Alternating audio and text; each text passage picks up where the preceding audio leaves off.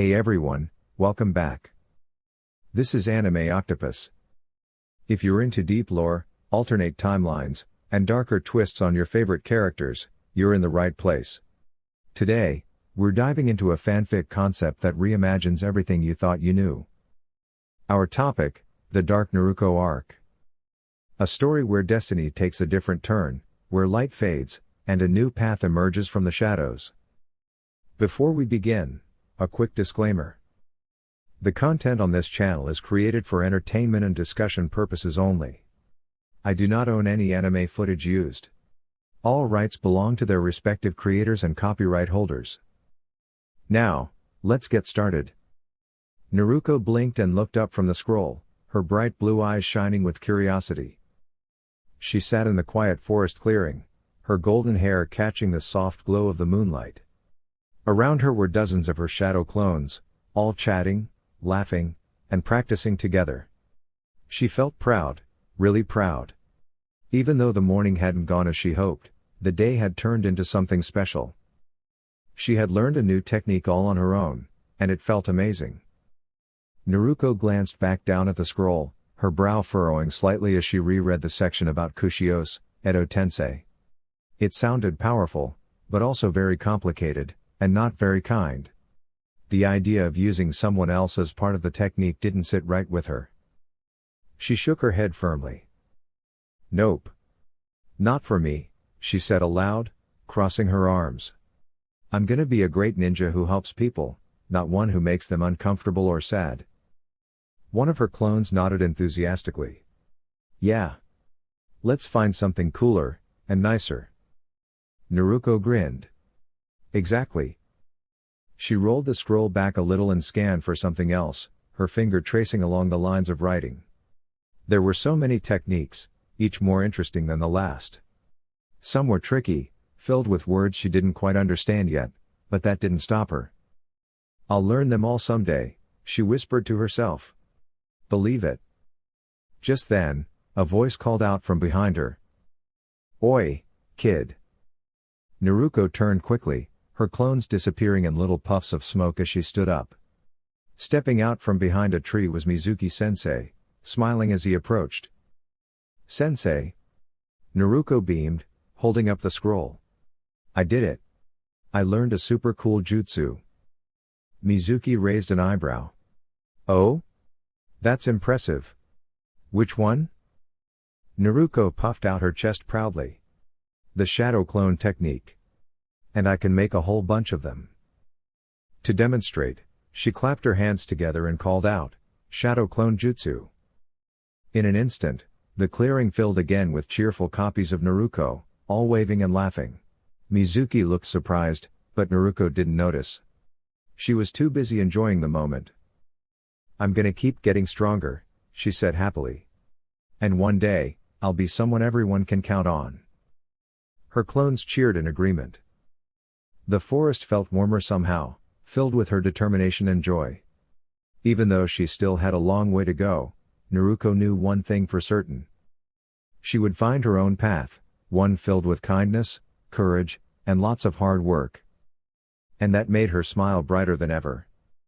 What the? Who's there? Naruko shouted, spinning around as she tried to find the source of the mysterious voice. Doesn't matter, child. I'll explain later. I can help you use the resurrection technique. Go to the end of the scroll, there should be 2 seals that can help. Why should I trust you? She asked, her voice nervous. The unseen speaker sounded strange and unsettling. You shouldn't? I'm only helping because I feel like it. Now hurry, you don't have much time.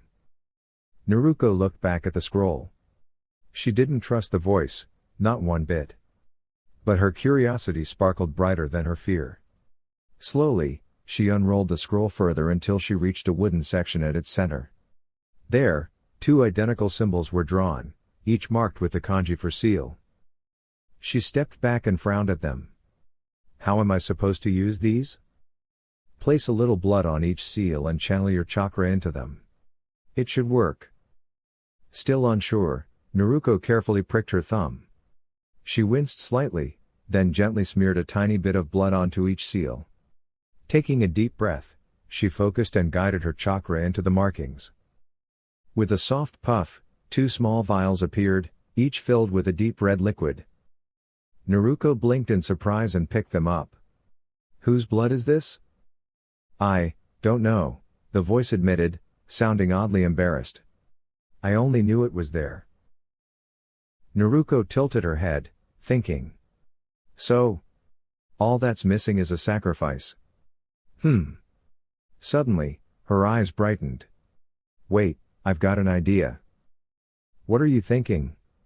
The voice asked, curious now. Naruko grinned, her expression playful and clever. The technique turns the sacrifice into chakra, right? Then maybe I don't need a real person at all. There was a pause. From what I understand. Yes. You don't mean. I can use shadow clones. She said excitedly. They're made entirely of chakra. If I use them instead, no one gets hurt. A quiet chuckle echoed in her mind. I didn't expect that from you. That's quite thoughtful. And clever. It might actually work. Naruko gave a cheerful nod. Let's try it. She formed hand signs and created 2 shadow clones. Each clone took one of the vials and stood a short distance apart. You might not have enough chakra, the voice added. I'll lend you some. Suddenly, Naruko felt a warm surge of energy flow through her. It was powerful and unfamiliar, but she steadied herself and focused. All right, she whispered, determined. She moved through the hand seals carefully, then placed her hand on the scroll. Kushios, Edo Tensei. Soft, glowing lines spread outward from the scroll, gently surrounding the clones. Instead of anything frightening, the light shimmered like glowing threads weaving something new. The clones stood still as the energy wrapped around them, forming shapes that slowly became clearer. Moments later, the light faded. 2 figures now stood where the clones had been, calm, composed, and looking around with curiosity. Naruko's eyes widened with amazement. It worked. The 2 figures observed her quietly. One had long dark hair and a steady, thoughtful gaze. The other had a warm expression and a gentle smile. It seems we've been brought back. In an unusual way, said the kind-looking one, glancing at his companion. Indeed, the other replied, studying Naruko. And by someone quite interesting. Naruko straightened proudly. I'm Uzumaki Naruko. Welcome, I guess? The kind one smiled. Naruko, you said? That's a lovely name. She blinked, surprised by his kindness. Thanks. He looked thoughtful. Uzumaki. That's a name with a long history. Naruko's expression softened. Really? I always thought I was the only one. There were many, he said gently. You come from a strong and vibrant lineage. Naruko's eyes sparkled. That's amazing. The other figure crossed his arms, though there was a faint hint of approval in his expression. Tell me, how did you manage this technique? Naruko grinned again. I just thought. There had to be a way to do it without hurting anyone. So I used shadow clones instead. Both figures exchanged a glance, clearly impressed. That was a wise choice, the gentle one said. Power is best used with care. Before Naruko could respond, a sudden movement caught her attention. 2 figures landed nearby, their arrival swift but controlled. Naruko. Please hand over the scroll. Naruko turned toward them, her heart skipping a beat, not out of fear, but because she knew she had a lot to explain. She took a deep breath, holding the scroll close, her mind racing, but her spirit steady. For the first time, she didn't feel alone or uncertain. She felt ready. The forest clearing felt strangely quiet, as if even the wind had paused to listen. What is going on? Mizuki stammered, staring in disbelief. Standing nearby were 2 legendary figures, Hashirama Senju and Madara Uchiha. Their presence seemed impossible, like something out of a dream.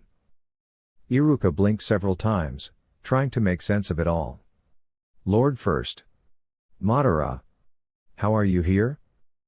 Hashirama scratched the back of his head with a sheepish smile. That's a very good question.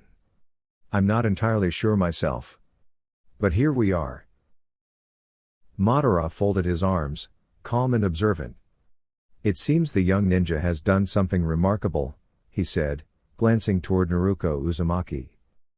Naruko stood there, wide-eyed and confused, clutching the scroll tightly. She hadn't meant to do anything extraordinary, she had only been trying her best. Mizuki, however, shook his head stubbornly. This must be some kind of trick, he muttered, refusing to believe what he was seeing. Iruka stepped forward quickly, his voice tense. Mizuki, stop this. This isn't the way. But Mizuki continued, his voice rising. Naruko, there's something you don't know. Something everyone has kept from you. Naruko tilted her head slightly. Kept from me? Hashirama frowned gently, glancing at Madara. This doesn't feel right, he murmured. Madara gave a small nod. Agreed. Mizuki went on, speaking too quickly now. Long ago, a powerful fox spirit was sealed away. And that power was placed inside a child. Naruko's grip on the scroll loosened slightly. A child? Iruka shook his head firmly. Naruko, listen to me. You are you. Nothing changes that. Hashirama stepped forward and knelt down so he was at Naruko's eye level. His voice was warm and kind. He's right. You are not defined by anything placed inside you. Naruko looked uncertain. But what does that mean? Hashirama smiled thoughtfully. Let me explain it simply. Imagine you have a lantern, and inside it is a bright flame. The lantern holds the light, but it is not the flame itself. You, Naruko, are the lantern, strong, unique, and shining in your own way. Naruko blinked, thinking carefully. So, the flame doesn't decide what the lantern is? Exactly, Hashirama said with a nod. Madara added quietly, what matters is what you choose to be. Iruka smiled with relief, seeing Naruko's expression soften. Naruko looked down at her hands, then back up again. A small, hopeful smile appeared on her face. So, I'm still me? Hashirama chuckled warmly. Always. The tension in the clearing faded, replaced by a gentle calm. Even Mizuki fell silent, unsure of what to say next. Naruko took a deep breath, standing a little taller. For the first time that night, she didn't feel confused or afraid. She simply felt like herself, and that was more than enough.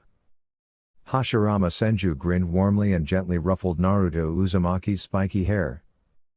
You will always be Naruko, never the Kyuubi, he said kindly. You know, my wife, Mito, carried the Kyuubi inside her too. Really? Naruko's eyes widened with wonder. For the first time, she felt a comforting sense of connection. Someone else had once been like her, strong and brave while carrying the same burden. Nearby, Madara Uchiha suddenly lifted his head, his sharp gaze turning toward the forest.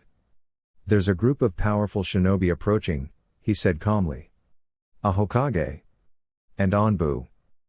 At the edge of the clearing, Iruka Umino stood quietly among the trees.